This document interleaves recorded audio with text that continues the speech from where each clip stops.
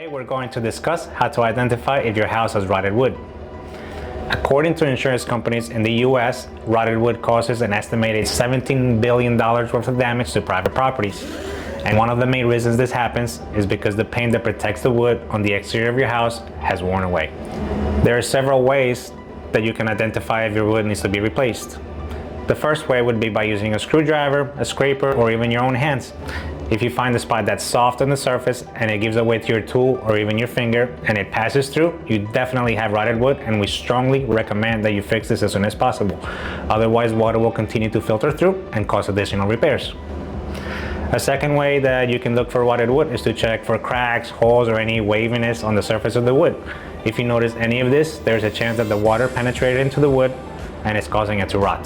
Honestly, sometimes it may be difficult to tell if the wood has started to rot, especially if the surface has been previously painted. Sometimes that paint keeps its shape, which helps to hide the rot behind it. So again, the best way to be sure is to poke it and to feel if it's soft. A third way to identify is to look for discoloration in the wood. If it has changed color compared to the rest of the surface, then there is a good chance that the wood has started to rot. If you do find rotted wood, there's a couple of routes that you can take to fix this issue.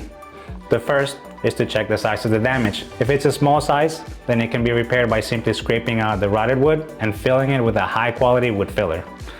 On the other hand, if the damage is very large, the best thing you can do is to replace the whole piece of wood.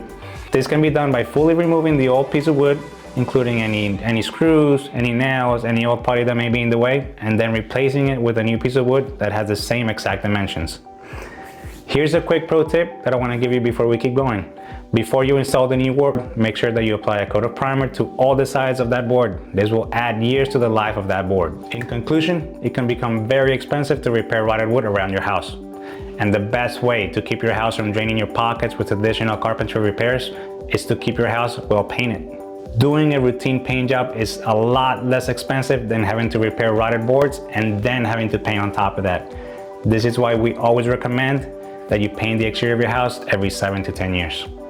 Make sure you protect your investment. If you like content like this, please hit like and make sure you give us a follow.